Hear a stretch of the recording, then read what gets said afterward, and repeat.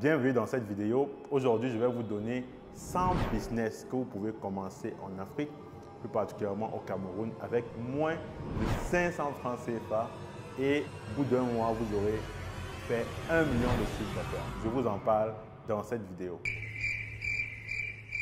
C'est en général souvent comme ça que commencent les vidéos qui donnent des conseils sur les business en Afrique. Et franchement, je trouve ça très déplorable parce qu'en général, les gens qui vous donnent ces conseils-là, souvent, ils n'ont même pas de l'expérience. Souvent, ils ont lu uniquement des livres théoriques. Souvent, ils ont des concepts théoriques, mais ils ne connaissent pas la réalité du terrain. Et moi aussi, je suis passé par là. Moi aussi, j'ai suivi beaucoup de vidéos sur le business en Afrique. D'ailleurs, j'en fais sur ma chaîne. Mais il est crucial quand on suit ces vidéos-là de toujours se poser la question, mais qui donne les conseils? Et dans cette vidéo, je me propose de vous donner les pires conseils de business en Afrique que j'ai entendus et les erreurs dans lesquelles moi je suis tombé en suivant ces business-là.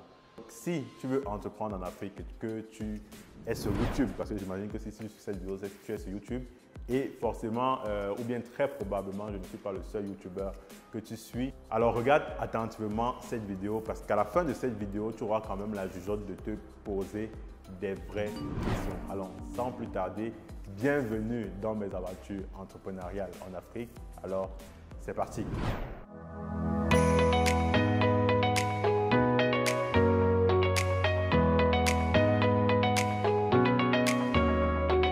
Il y a de cela quelques mois, j'ai fait un voyage d'affaires à Douala, qui est la capitale économique du Cameroun, moi-même vivant à Yaoundé. Et donc, au cours de ce voyage-là, je me suis cherché un Airbnb. Airbnb, c'est justement cette application-là qui fait les locations d'appartements. Donc, je me suis trouvé un Airbnb. A priori, quand j'ai regardé l'annonce sur la plateforme, l'immeuble avait l'air d'être vraiment très bien. C'était situé au cœur de la ville et aussi les modalités à l'intérieur de l'appartement, l'eau chaude, la climatisation, etc., qui sont des trucs qui ne sont pas forcément usuels au Cameroun, étaient présents. Donc, je me suis dit, super, ce monsieur, il a bien construit son immeuble, il a bien monté son business, donc je vais être client chez lui. Et quelque chose que j'ai remarqué, c'est que la personne qui m'a contacté lorsque j'ai fait la réservation, c'était un numéro européen. Donc, je me suis encore dit, ah, quelqu'un de la diaspora qui a un business en Afrique qui roule bien, c'est à encourager. Donc, je me suis dit, ouais, je vais prendre ce Airbnb-là. Donc, c'est comme ça que je boucle le Airbnb. Le monsieur, il me contacte.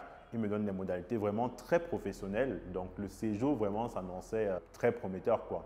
Donc, le jour du voyage donc, arrive, je prends ma voiture, je fais la route Douala-Yaoundé, qui est d'ailleurs une route que je vous conseille, pas parce que vraiment, voyager uniquement quand c'est nécessaire, hein, parce qu'il y a énormément d'accidents sur cette route-là. Donc, je fais la route Douala-Yaoundé, j'arrive sur Douala et le monsieur m'avait donné un numéro à contacter localement. Donc, déjà, j'arrive sur place, je contacte le numéro. Quand je suis arrivé sur Douala, j'avais prévu de faire une réunion avant d'aller à l'appartement. À mon arrivée, juste pour des mesures de précaution, je décide d'appeler le numéro pour dire « Ok, je serai à l'appartement à telle heure ». Donc, moi, j'appelle le numéro, je dis « Je serai à l'appartement à telle heure ». Il me dit « Ok, on vous attend ». Donc, je termine ma réunion et à l'heure arrivée, je vais donc à l'appartement. Donc, à ma grande surprise, à l'heure d'arrivée, je me rends à l'appartement, j'appelle le monsieur, il me fait comprendre qu'il n'est pas sur place. Je dis « Mais attendez, je vous ai quand même prévenu, il y a de cela 2 heures que je serai là. » Il commence à me raconter des bobards, il n'est pas sur place. J'ai attendu quasiment 45 minutes pour que le monsieur puisse se pointer à l'immeuble. Donc, 45 minutes plus tard, il est venu, il m'ouvre l'appartement, très belle décoration. J'entre dans l'appartement, à première vue, je suis quand même satisfait du cadre. Mais quelques minutes après, quand je suis resté un peu, j'ai fait le tour de l'appartement pour voir s'il y avait effectivement toutes les modalités. Je me rends compte qu'il y a effectivement un réseau Internet, mais je pense que la facture n'a pas été payée. Donc, Internet, l'accès à Internet a été coupé. Deuxièmement, je me rends compte qu'il n'y a pas de savon pour se laver dans l'appartement. Troisièmement, je me rends compte qu'il n'y a pas de plat pour manger.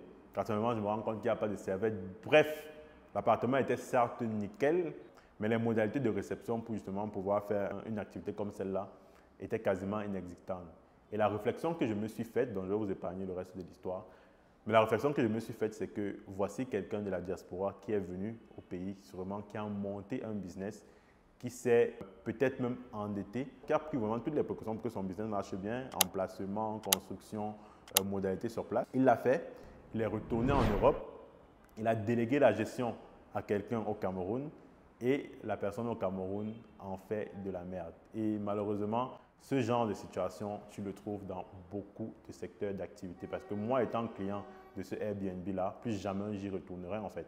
Et d'ailleurs, j'ai fait un message après au propriétaire pour lui raconter mon expérience, un message privé, parce que je ne voulais pas forcément salir son business en public. Donc, j'ai fait un message et j'espère qu'il a pris les précautions nécessaires.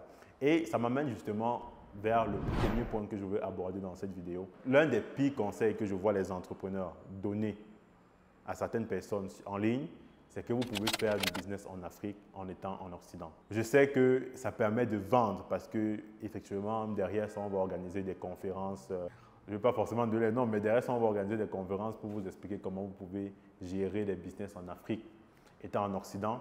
Mais de ma petite expérience qui est déjà fait quand même 2-3 ans dans le domaine, je vous dis, c'est complètement faux.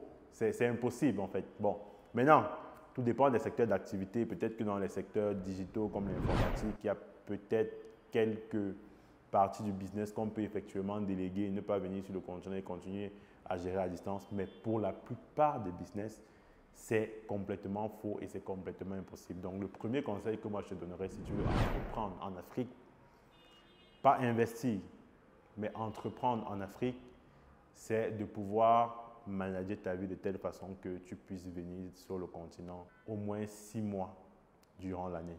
Sinon, tu te fais juste des rêves, tu te fais juste des fleurs et ton business ne fonctionnera quasiment jamais.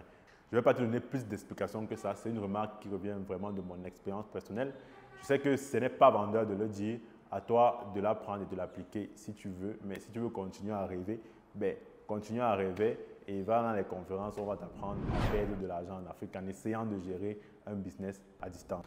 Le second conseil complètement bizarre que j'ai reçu en suivant justement des vidéos YouTube d'entrepreneurs ou des gens qui se disent entrepreneurs, c'est il y a souvent ce conseil moraliste là qui dit que quand la diaspora arrive en Afrique, elle doit essayer de changer les choses. Un peu comme quoi la diaspora avait vraiment ce pouvoir-là de venir en Afrique et de marcher complètement droit. C'est-à-dire, on sait que l'Afrique, certains pays en Afrique font partie des pays les plus corrompus du monde.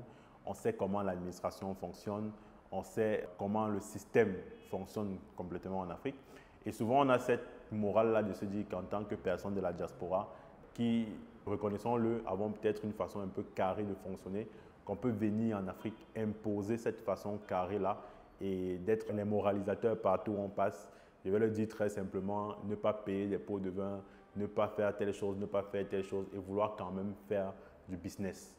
Et moi, je dis aujourd'hui, c'est complètement faux. Pour avoir expérimenté ce que j'ai expérimenté, je pense que quand quelqu'un de la diaspora vient en Afrique pour implanter un business, il doit être humble, il doit avoir l'humilité de se dire qu'il doit comprendre le système et faire comme le système le veut. En fait, je pense qu'il doit trouver le juste milieu entre ses valeurs et la façon dont le continent fonctionne, même si ça demande des fois de, je ne vais pas dire d'entraver ses valeurs les plus profondes, parce que ça, je ne le conseille pas de le faire, mais des fois, ça peut demander justement d'être un peu élastique, d'être un peu flexible sur la façon de fonctionner, parce que malheureusement, en tant que seul entrepreneur, déjà qu'on n'est pas nombreux de la diaspora ici, en entreprenant, donc souvent quand tu es de la diaspora, tu es souvent très seul, tu es souvent très isolé et tu ne peux pas combattre un système seul. Et souvent pour combattre le système, il faut le combattre de l'intérieur. Donc en tant que personne de la diaspora qui souhaite entreprendre, dis-toi que tu vas devoir faire certains compromis sur la vision carrée qu'on a souvent dans la diaspora pour pouvoir implanter ton business en Afrique. Si tu n'es pas prêt de faire ces compromis-là, ça ne sert à rien de venir entreprendre sur le continent, du moins maintenant. Peut-être tu peux attendre l'an 2040 ou l'an 2050,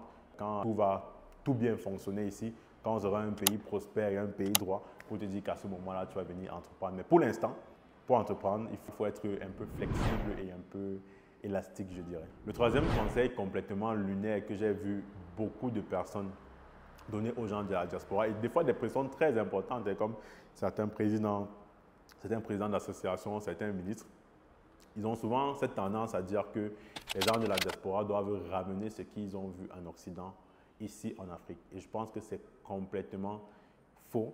Je pense que c'est une vision un peu travestie des besoins de l'Afrique en ce moment. Si l'Afrique avait vraiment besoin de ce qu'on a en Occident, je pense que ce serait déjà là en fait, sur place. Sincèrement, je pense que l'Afrique n'a pas ce besoin-là. L'Afrique a ses propres besoins, sa propre culture. Et les gens de la diaspora qui ont certes la technologie, cette vue, la technologie occidentale, doivent plutôt user ça pour venir répondre aux besoins spécifiques africains, pas forcément déporter les solutions des besoins occidentaux et venir implémenter ces solutions-là ici chez nous.